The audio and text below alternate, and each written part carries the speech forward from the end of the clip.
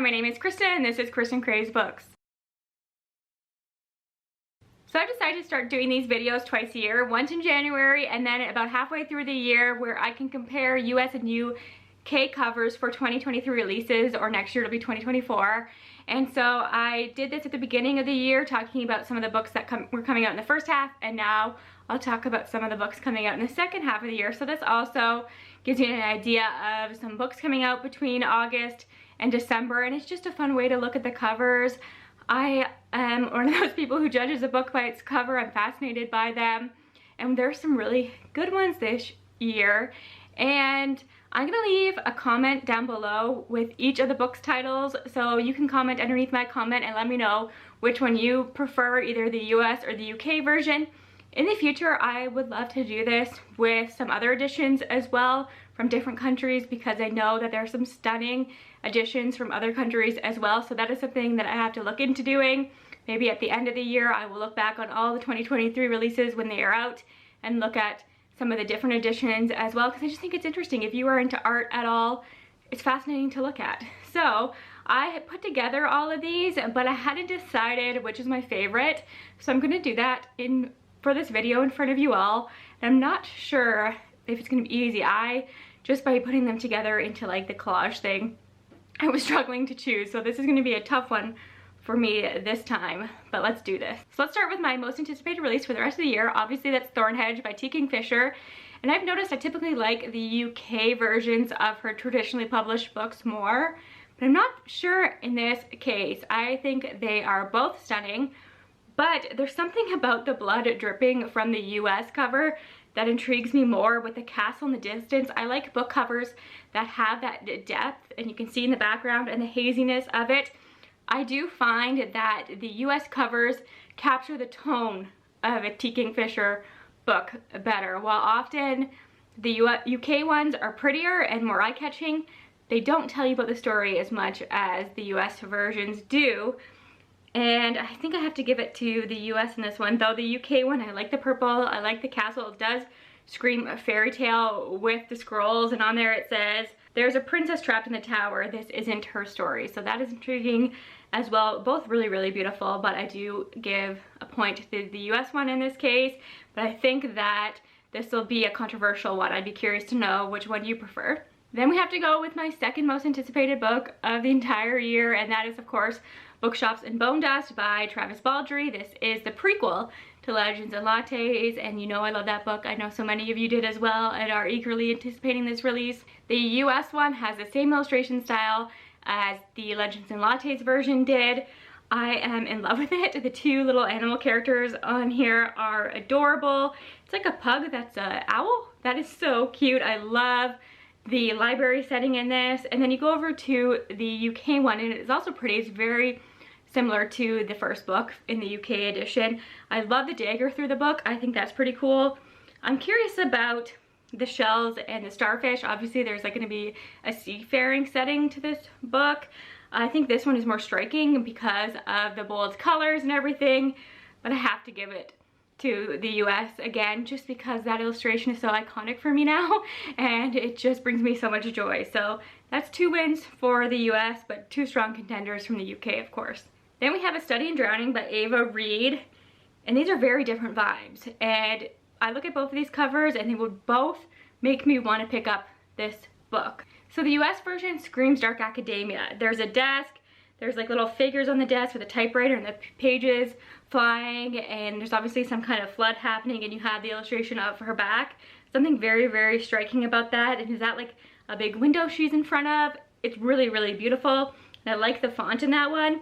But then you go to the UK one, and I do like the colors in this, and the paper's flying over the cliff. This one looks more ominous, and this one screams gothic, and I think this is a gothic story, so I do think that that is successfully done. But again, I have to give it to the US just because I like the amount of detail in here. I like the color palette more, and the tone, and the dark academia vibe. I just think that that is really, really beautiful. So far the US is dominating, which is not normally the case. Normally we're a little bit closer, but there's still more books to come. Then we have an anthology called Mermaids Never Drown, and this is edited by Zoraida Cordova, who I love. And I love that the subtitle for this is Tales to Dive For. So that sounds amazing. And there's some incredible authors who contributed to this anthology. Not that this is supposed to be a video talking about this book, but Darcy Little Badger is in here, June Hur has a story in here, Carrie Maniscalco, Julie Murphy, so this sounds fantastic.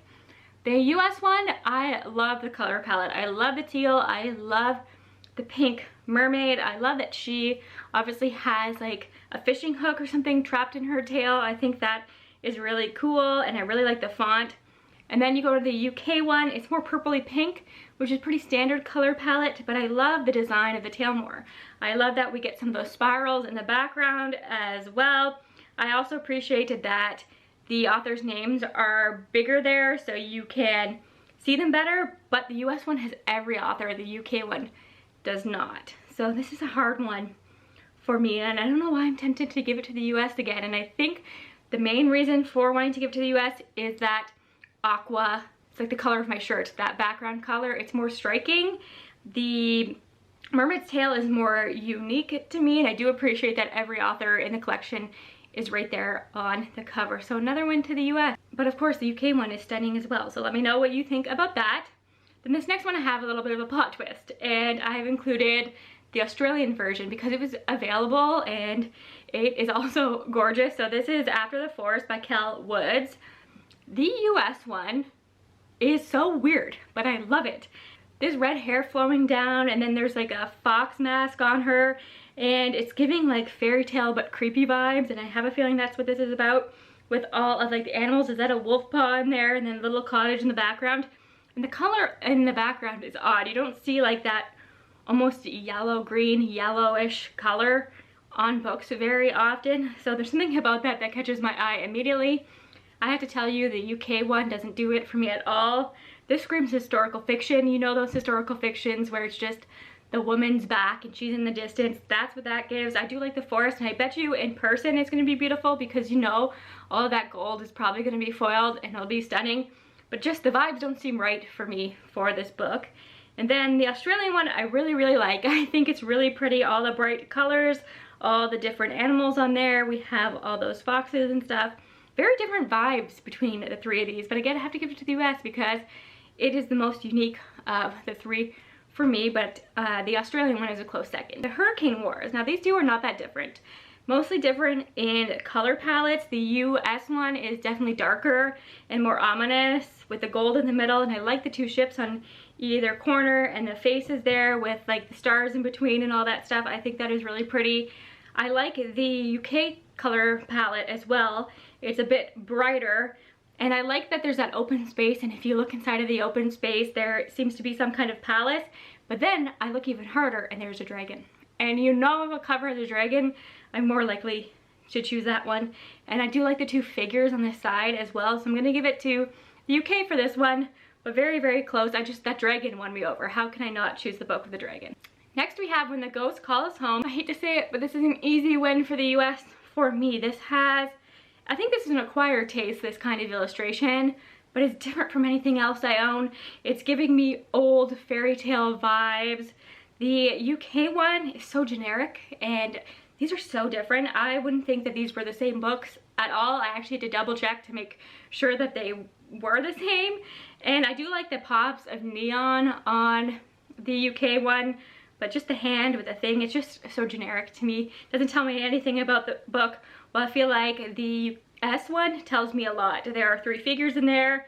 There are those swans. Yeah, there's some swan heads, the creepy hand, the ballet slippers. There's just so much detail. The more you look at it, the more cool it is. And this is one of those covers that makes me want to go and look up the illustrator, which I will love to do, and I will probably do that when I finish this video because it's so unique and you don't see a cover like that very often. If I have to be haunted, this one is interesting. I like the US one because I'm one of those people that like illustrated figures on my covers, and you can tell that this is a romance looking at this, and that the one character has a glow around them, so there's like a ghost feature there, and I like the orange tones of it. But for some reason the UK one is drawing my eye, maybe just because of the bright colors. I love the font and how haunted in it is kind of fading away. The butterflies are beautiful. It says your first love will always haunt you, and I just think you put those two next to each other, your eye's going to be drawn to the UK one, mostly because of the colors, but yeah, I think it's really striking and I would go for that one. I'm putting a sequel on here for a book that I have yet to read because I know I'm gonna love Belladonna, and this is a sequel that so many people are eagerly anticipating, and to me there's a clear winner for this one, so I just want to show them off to you. So this is Foxglove, the sequel to Belladonna, obviously, and it's by Adalyn Grace. The US one, I have told you this before, that I know not everybody likes this, but I do love a woman's face with flowers. That is a very common trend on book covers, especially if we're talking about YA. But it always works for me. I always think it's beautiful, and I love like the foxglove look. And if you are in the US, I know that Barnes & Noble has an exclusive edition where the foxglove flowers around her face and like in the mask are purple instead of this like orangey red. So check that out if you're interested. But come on, look at this UK cover. This fox with like no pupils on him, and he's got a bird in his mouth with the purple background and the pink flowers. It's perfection, like one of my favorite covers of the year. So I do hope that FairyLoot does the sequel, because they did do the first book in the series and they did a fantastic job with it. So I'm gonna have to look that up. I might have missed that one, we'll see. I just realized that I love these contemporary witchy rom-coms. There are a million of them and I eat them up. So we have one coming out, I think this comes out in August or October. I think it's August. And it's called The Witch is Back. And the UK one fits all the other ones. I'm going to pop up a bunch of these on the screen where they're the contemporary witchy romances that all have these kind of covers. You have a flat background with some kind of vines in it, the two characters on either side, and then you have potions and stuff in it. But the US did something different, and I am in love with this cover. The font is everything. We have the vines, but the vines make up the font, and it has like this light quality to it, and there are roses, like the eye in which is a rose. I think that's so, so beautiful. And then the girl is swinging from the vines from the font. How adorable is that? And he's pushing her. It's just so cute. And then you have the little dog there. That's just like a dreamlike cover to me, so that's an easy win. But I do like the UK one just because it's kind of classic and you know what you're getting, and all these books look the same, but I'm down for it. And then last but not least, you know I can't do one of these videos without talking about a Greek myth retelling, and I found a really interesting one, and this is called Medusa's Sisters. Now, again, I typically give the point to the UK for Greek myth retellings because they always do them well. They always scream what they are. They always feel very classical. They usually have some kind of gold foil. They always win for me. I like what they did with the US version. I don't know why. We have the two sisters there, and I think that's Medusa in the background. And it's just so unique, but you still get the fact that it is Greek myth retelling. I mean, Medusa, iconic characters, and then you have the border, which screams Greek myth retelling. So I'm torn on this one. As much as I like the UK one, I like the oranges, I like the three sisters dancing there holding the snake. It is really, really beautiful, and you know it's probably pretty in person. I'll have to go on Waterstones and see if they have a special edition, because that could change my mind. But something about the US one just feels different to me, and I'm kind of leaning towards it.